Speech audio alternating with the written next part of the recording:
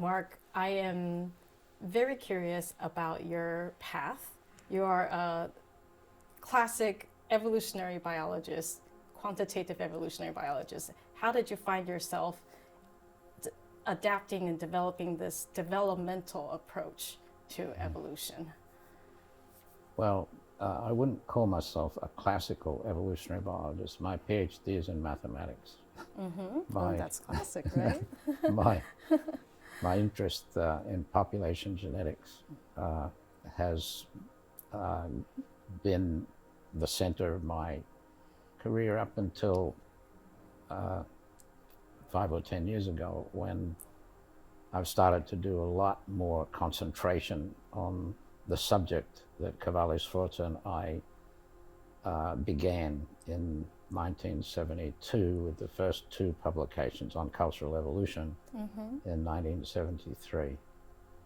And the Proceedings of National Academy is about to publish a new book, a collection of articles for the 50th anniversary of our papers. And there are 4 editors, and Kevin Leyland and I have an article in that collection.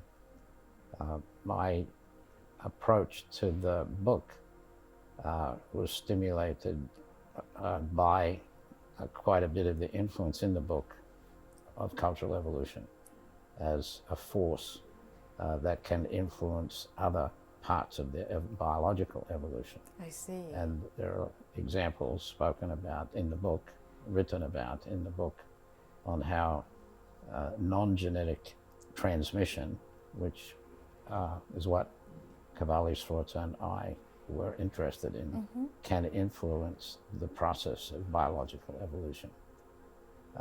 If you are trained in mathematics, that is not a big step. To go from the notion of Mendelian transmission of genes to something a bit more general that can be thought about as learning from your parents.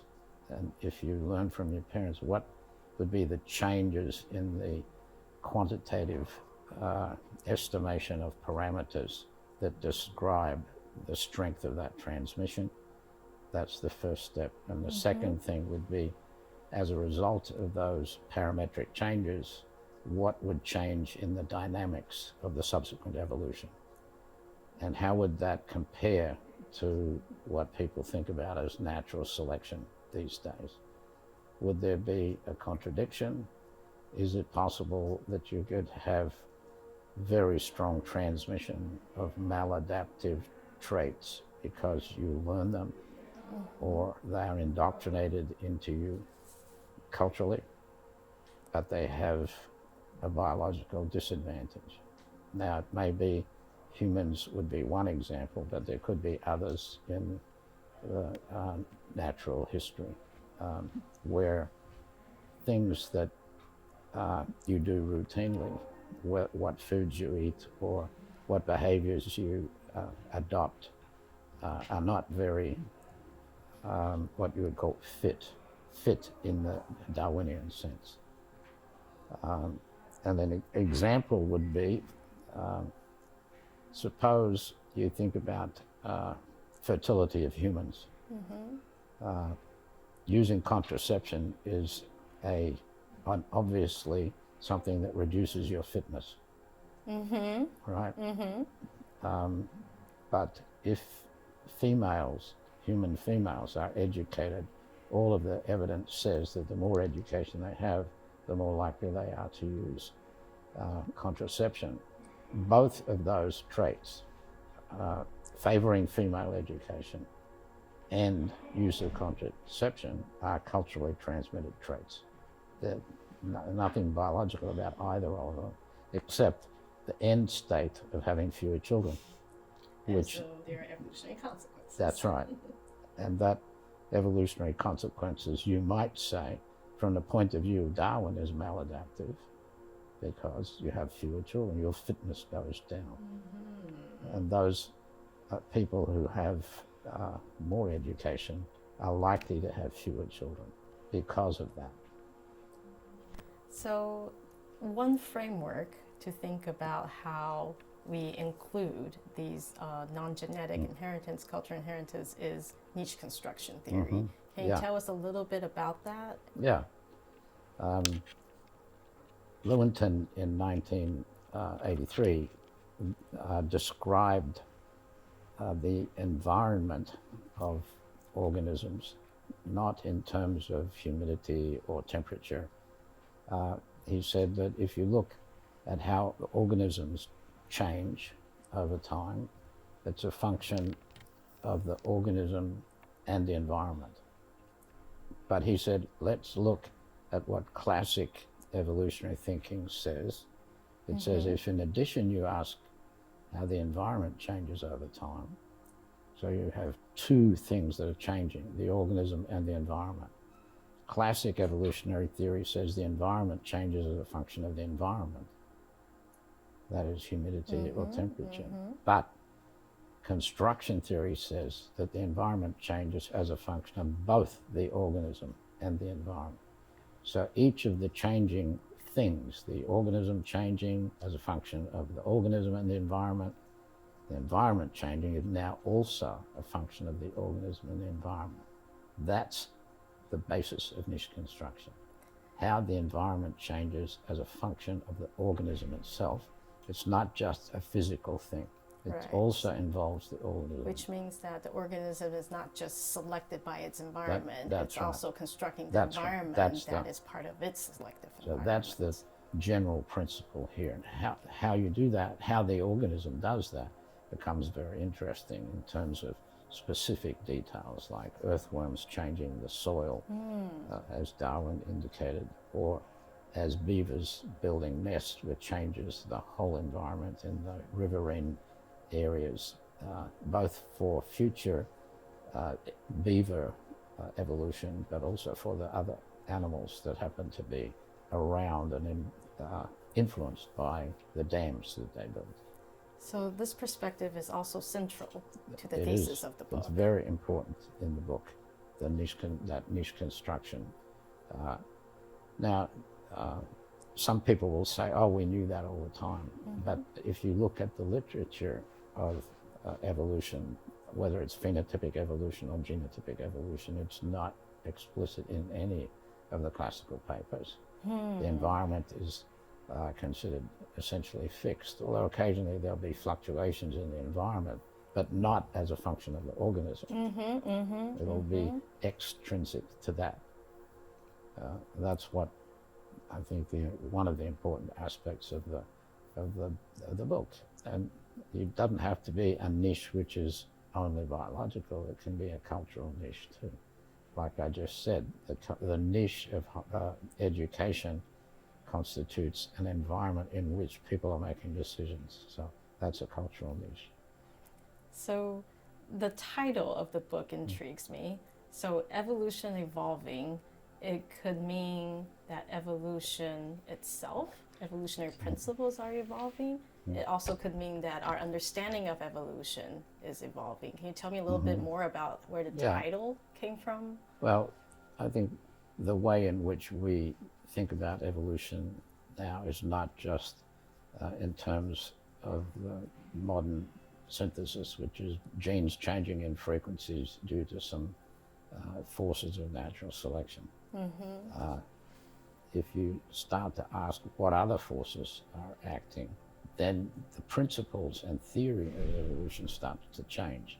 It evolves itself. If you bring in niche construction, then our view of evolution has changed. So it's evolved a bit. If you bring in cultural transmission that affects other aspects of evolution, then the process that you have in mind of evolution has evolved some from the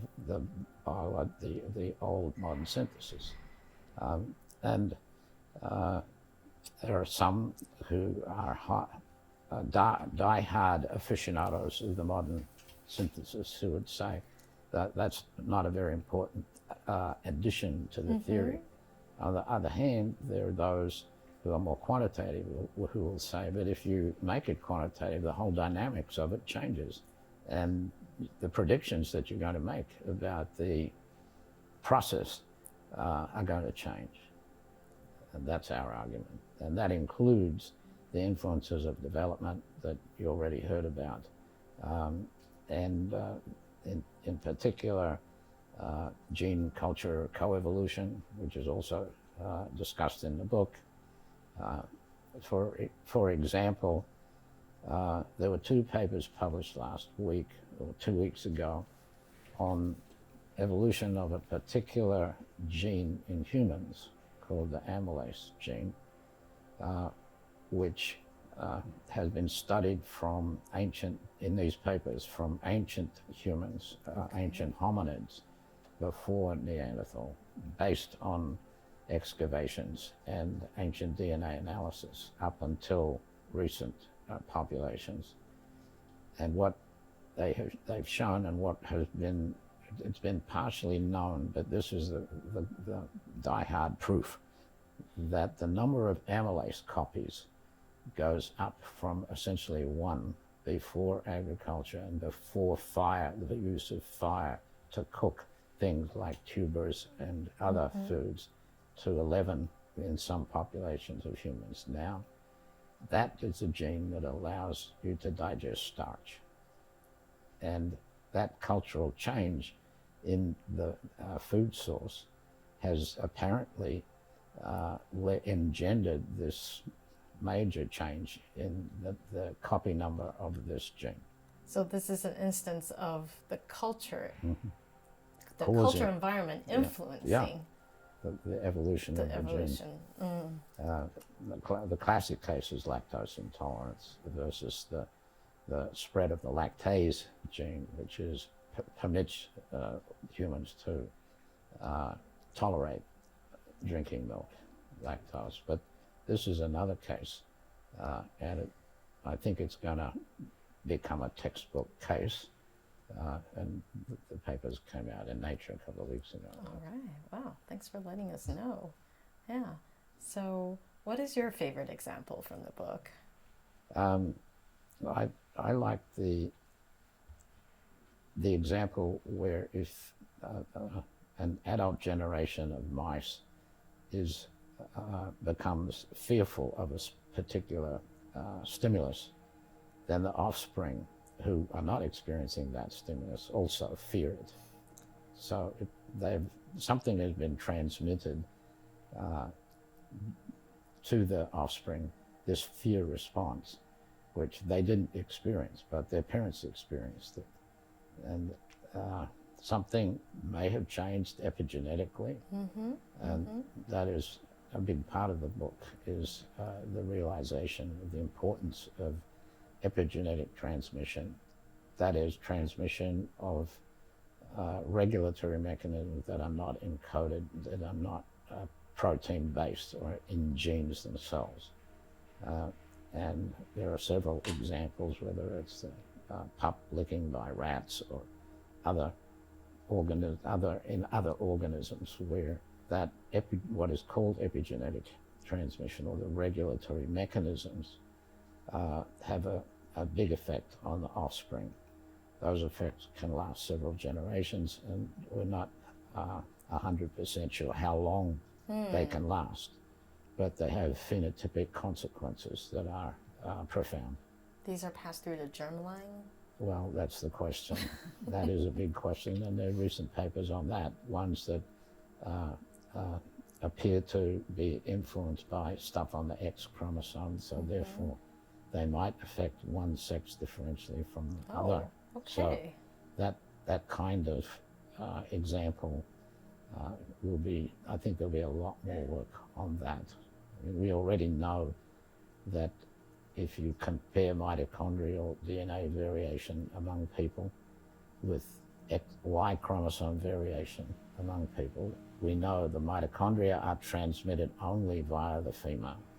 Y chromosome is transmitted only by the males. So if you look at those societies that are patrilineal, that is, they're dominated by the male, then in those societies, females move to get married.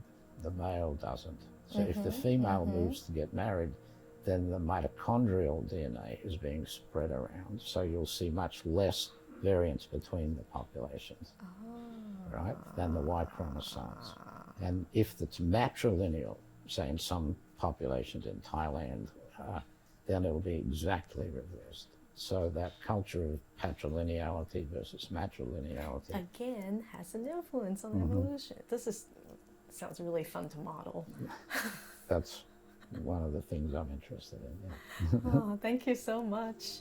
Thank you. Okay, you're All right. welcome.